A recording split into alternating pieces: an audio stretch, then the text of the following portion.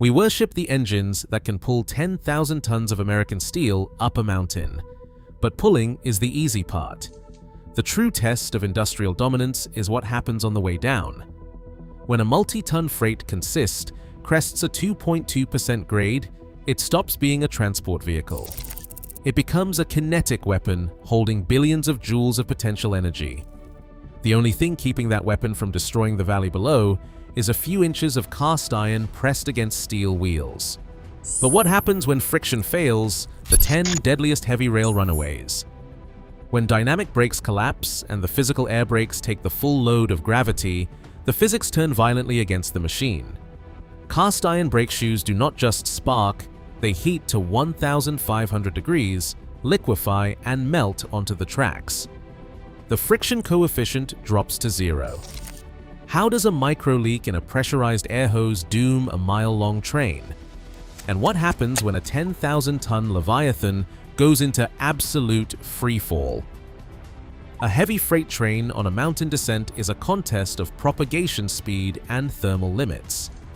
The Westinghouse air brake system relies on a continuous pipe charged to 70 to 90 pounds per square inch, but that pressure does not move instantaneously. On a 60-car consist, a service reduction at the locomotive takes 30 seconds to reach the rear.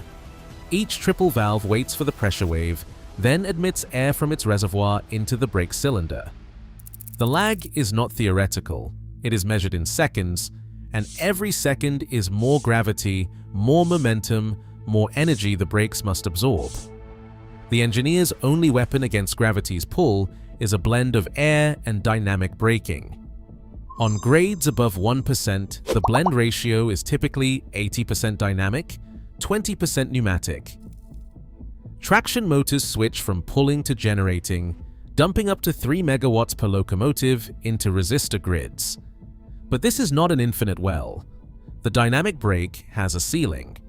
When the grids reach 450 degrees Celsius, thermal protection cuts power, and the full kinetic load shifts to the air brakes. If the air system is already fighting a lag, or if a leak or frozen hose has dropped pressure at the rear, the consist is now running on a fraction of its designed retarding force. In this environment, even half a pound per square inch per second lag across a mile-long pipe becomes fatal. The engineer may command a full reduction, but the tail cars are still coasting at speed, unbraked, for half a minute. The system is only as strong as its slowest link. Once dynamic braking collapses and the air brakes are left to absorb the entire gravitational yield, the countdown to friction failure begins. Gravity waits for no one. Friction is not a guarantee. It is a wager, a bet that the brake shoe's thermal budget will outlast the descent. Cast iron shoes, the industry's workhorse for a century, begin with a cold coefficient of friction near 0.13. As the surface temperature climbs, the equation changes. The relationship is exponential. The coefficient of friction as a function of temperature is mu of T, equal to mu naught times E to the minus k delta T. For cast iron, that means every degree above 20 degrees Celsius chips away at grip. By 400 degrees Celsius, the coefficient has collapsed to 0.05. At this point, the brake shoe is no longer a tool of control, but a liability, glazed, slick, and on the edge of the plastic phase. The numbers are unforgiving. Each 30-kilogram shoe can absorb 7.4 megajoules before melting, yet a single heavy freight train descending a 1% grade for 20 miles must dissipate nearly 3 billion joules. The heat ledger is always in deficit. There is no secret reservoir, no hidden buffer, just the mass of iron, the specific heat, and the latent energy of fusion. Once the glaze forms, friction drops off a cliff. The shoe softens, smears, and deposits molten iron onto the wheel tread. The coefficient approaches 0, and the brake's authority vanishes. Thermal overload is not a malfunction. It is a countdown, measured in degrees and megajoules. Above 1,500 degrees Celsius, the material enters a plastic state, and gravity claims the consist. The air brake network, the engineer's vigilance, even the steel itself, none can alter the arithmetic once the heat budget is overdrawn. The runaway begins not with a bang, but with the silent defeat of friction at the molecular level. At the bottom of the list, 3 archetypes reveal how friction fails, not by a single catastrophic event, but through a procedural mismatch, equipment, environment, and maintenance, each exposing a different flaw in the chain. Red River, 2019, a 7,600-ton consist, 65 cars, 0.7% grade. The locomotive, a GP38-2 switcher, lacked dynamic braking. The crew skipped a mandatory brake pipe leak inspection after a yard move. A minor leak, 5 pounds per square inch per minute, accumulated over 10 miles, draining the system faster than the compressor could replenish. At 68 miles per hour, the air supply was mathematically outpaced by the leak rate. The brakes, designed for a sealed system, were now fighting a losing battle against atmospheric bleed and gravity's pull. Beltway, 2004, 7,500 tons, 70 cars, 0.9% grade. The SD70M hybrid offered regenerative storage, but no dynamic brake. Winter cold frozen air hose near the rear. The pressure loss went undetected, and the dual handbrake on the locomotives was never engaged. When the frozen segments sealed, the fail-safe logic only protected the cars ahead. The rear half rolled unbraked, accelerating to 68 miles per hour before colliding with a yard. 4 injuries, 12 cars damaged, evidence that a single frozen hose can defeat 100 tons of engineered safety. Morgan Hill, 1999, 8,200 tons, 86 cars, 1.5% descent. Here, the compressor was the weak link. A clogged fuel filter stalled the main air supply, causing a slow 15 pounds per square inch drop after 40 miles. The engineer misread the slow decay as a minor leak. By the time the train reached 72 miles per hour, the brake pipe was already below the minimum threshold for full application. 8 cars derailed, 2 dead. Each event is a forensic diagram: leak versus compressor output, ice versus steel, vigilance versus routine. Gravity exploited every gap, and the arithmetic favored the descent. Digital control promised precision, but in the Humboldt Hills, software delay became its own liability. The 2014 Humboldt Runaway began with a lag of 2 seconds for each car in the electro-pneumatic brake system's command propagation. 80 cars, 8,400 tons, a 1.3% grade. As the engineer initiated a service reduction, the digital signal hesitated, each car's brake valve waiting its turn in a slow-motion relay. The train gained speed, cresting 57 miles per hour before the air brake pressure even reached its minimum. In that window, gravity harvested momentum the brakes could not reclaim. The partial release condition left 4 cars derailed and 5 crew members injured. The metric, 2 seconds per car, translates to nearly 3 minutes from head to tail. In heavy freight, that is an eternity.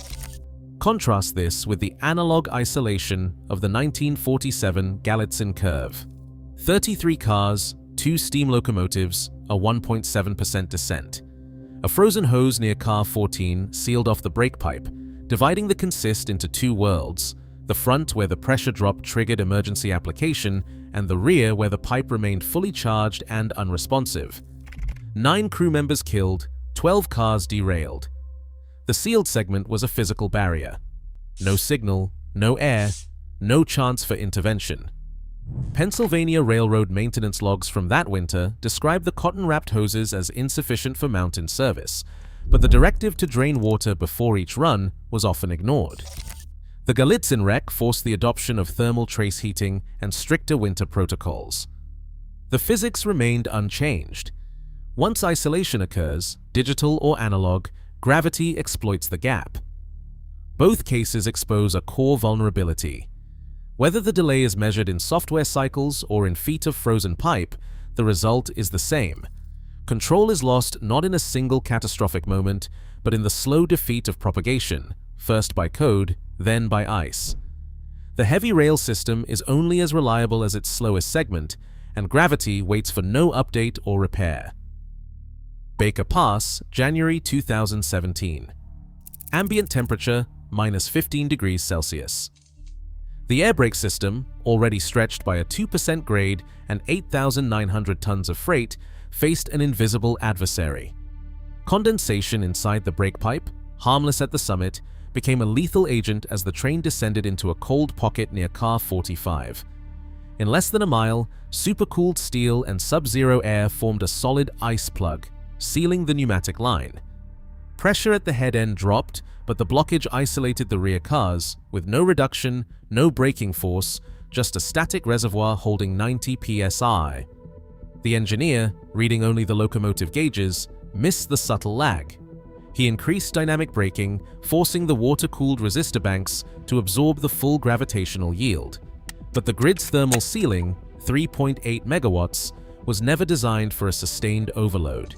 90 seconds into the descent, thermal protection tripped. The dynamic brake collapsed. The air system, severed by ice, could not compensate. Gravity assumed total command. The train accelerated through 85 miles per hour. At the curve, the consist derailed. 1 fatality and 2 injuries followed. The investigation traced the failure to a single point of thermal differential, condensation freeze at -15 degrees Celsius, a brief window where physics outpaced human vigilance. In the aftermath, new rules mandated heating coils on all air pipes for sub-zero grades. But the principle remained: in mountain cold, a few grams of ice can isolate 1,000 tons from any hope of control. Moscow Canyon, 2010. 95 cars, 10,200 tons, crest a 1.8% descent with a 4 megawatt dynamic brake grid carrying the bulk of the retarding force. Inside the lead locomotive, the resistor bank, an array of nickel-chromium elements, absorbs kinetic yield at a rate calibrated for continuous dissipation. But metallurgy is not infallible. As the train enters the steepest section, a hidden internal short arcs through a single resistor, bypassing its designed path and collapsing the entire electrical heat sink in less than a second. The dynamic brake, responsible for 80% of the stopping power, is now inert. The load transfers instantly to the cast iron air brake shoes, already at 90% application, their surface temperature rising exponentially as they attempt to absorb the full gravitational yield. Maintenance records later unearthed reveal a skipped inspection on the resistor grid, an omission that left a micro crack undetected. In the moment, the crew has no warning. The train accelerates from 40 to 77 miles per hour in under 2 miles. The coefficient of friction on the shoes collapses as their temperature breaches 400 degrees Celsius. The kinetic ledger is now in deficit, 5.9 gigajoules of energy, no dynamic absorption, and only the finite mass of iron between steel and catastrophe. At the curve, the consist leaves the rails. 3 crew members die. The aftermath is a forensic diagram of instantaneous hardware rupture, a single resistor's failure, and gravity in absolute command. Mojave, 2021. 92 freight cars, nearly 10,000 tons, descend a 1.9% grade into the desert. The train's safeguard is a digital thermal monitoring array designed to cut power before the resistor grid reaches 450 degrees Celsius, the point where copper and steel begin to deform. But the system's single thermistor reports a false low, claiming the grid is cool as internal temperatures quietly climb past the threshold. The engineer, relying on the digital readout, holds the dynamic brake at maximum. 4 megawatts rise to 5 megawatts, sustained for 2 minutes, 120 seconds of thermal stress. The grid absorbs energy at a rate 60% above its continuous rating. Cooling fans, tuned for lower input, fall behind. Inside the grid, copper windings swell, solder joints soften, micro cracks form along bus bars. The software, blind to the real temperature, never sends the cutout command. The grid's thermal budget is spent. At the 2-minute mark, a spike in resistance triggers a cascade. A section ruptures, venting superheated air and molten metal. The dynamic brake system fails. Over 6 billion joules of kinetic energy shift to the air brakes, already at 70%. Friction on the cast iron shoes drops as surface temperatures approach the plastic phase. Control slips away. The train accelerates, reaching 82 miles per hour before the engineer triggers a manual emergency stop. It takes 3 kilometers to halt. 5 cars derail. 3 crew members are injured in the violent deceleration. Investigators trace the failure to a single unverified sensor, no redundancy, no cross-check, a software blind spot. A thermal simulation reconstructs the countdown, the overload, the rupture, the aftermath. In heavy rail, one unchecked variable can turn a safety system into a point of catastrophic entry. Regulations now require dual-path sensor verification and software audits. The Mojave incident inscribes the lesson in steel. Digital blindness erased the last line of defense between mass and kinetic disaster. CSX 8888, known as Crazy Eights, was not a battle between man and machine, but between mass and the limits of engineered restraint. The consist included 47 freight cars, 2 SD-42 locomotives, and a manifest of 8,800 tons. The dispatcher's worksheet, the first line of defense, failed before the train even moved. An incorrect gross weight, entered 30 tons too light, set the brake force calculation below the true requirement. The air brake system, calibrated for a phantom train, was now mathematically outmatched by the real one. As the train began its 12-mile descent on a 0.8% grade, the engineer's commands were routed through a system built on assumptions. The dynamic braking system, rated for 4 megawatts, was forced to absorb a kinetic yield that exceeded design by nearly 50%. When the resistor grids reached their thermal ceiling, the system tripped into self-preservation. Dynamic braking collapsed. The engineer, misreading the threat, disabled it entirely. Now only the air brakes, already undermined by several stuck K triple valves, remained between 8,800 tons and freefall. At 52 miles per hour, the kinetic energy approached 5.4 gigajoules, nearly 5 times the theoretical heat budget of the brake shoes. Dispatchers tracking the runaway by radio relayed coordinates and speed. The voice logs are clinical. Consist is accelerating, air pressure holding at 60 pounds per square inch, dynamic is offline. The portable derailers, rated for 0.4 meganewtons of lateral force, were deployed as a last resort. The train's momentum at speed, 1.8 meganewtons, crushed them flat, steel on steel. The derailleur yield strength was not just exceeded, it was obliterated. The mass and velocity of the runaway turned every containment device into scrap. For 30 minutes, the chase was a contest of arithmetic. The kinetic ledger was always in deficit. At peak, the 52 miles per hour train carried more energy than a ton of TNT. Yet despite the mechanical carnage, no lives were lost. The consist finally surrendered to a combination of fuel starvation and a brave manual intervention. The property damage tallied close to $1 million. The aftermath reads like a cautionary theorem: when kinetic yield surpasses engineered yield, gravity is the only winner. Regulatory fallout mandated independent weight verification and dynamic brake monitoring, but the arithmetic remains unchanged. On the wrong day with the wrong numbers, friction is not a safeguard, it is a wager against physics itself. At Cajon Pass in May 1989, the arithmetic of mass, grade, and friction reached its terminal value. The Southern Pacific Manifest, 90 cars deep, weighed in at 9,500 metric tons, 3,000 tons heavier than the dispatcher worksheet declared. The grade was a sustained 2.2% descent, engineered for trains half that size. The engineer's logbook shows dynamic braking at notch 8 for over 6 minutes, resistor grids absorbing heat at a rate of 3.5 megawatts per unit. But the system's thermal ceiling is finite. At 430 degrees Celsius, the dynamic brakes protection relays tripped, shifting the full kinetic yield, more than 5 billion joules, onto the cast iron air brake shoes. The dispatcher transcript, later subpoenaed, captures the moment of no return. Brake pipe pressure holding, but speed is up, 70 and climbing. The engineer's final transmission was, "We are losing it. The brakes are gone." At this point, the shoes, designed to absorb 7.4 megajoules each, were forced to dissipate energy at a rate that would drive their surface temperature beyond 1,500 degrees Celsius. Metallurgical analysis after the wreck revealed molten iron sprayed along the wheel treads. The friction coefficient collapsed to near zero. The last defense between steel and gravity now functioned as a lubricant, not a brake. Event recorder logs show the consist reaching 70 miles per hour, over twice the safe limit for the curve ahead. At 0437, the train derailed, ejecting 34 cars and both locomotives into a residential neighborhood. 5 crew members perished instantly. The aftermath extended beyond the rails. 36 hours later, a ruptured petroleum pipeline, damaged by the derailment, ignited, leveling homes and killing 2 more residents.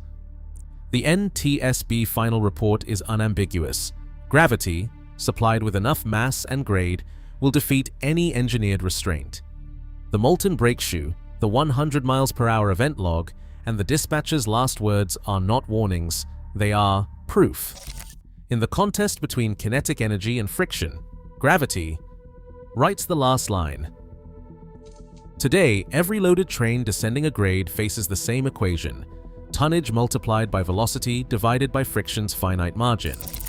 Above 1,200 tons per axle, no brake, mechanical or human, can dissipate the kinetic yield before thermal collapse. Gravity is not an adversary, it is the governing law. In heavy rail, the apex predator remains undefeated, waiting for one miscalculation. Drop your perspective on risk and control below.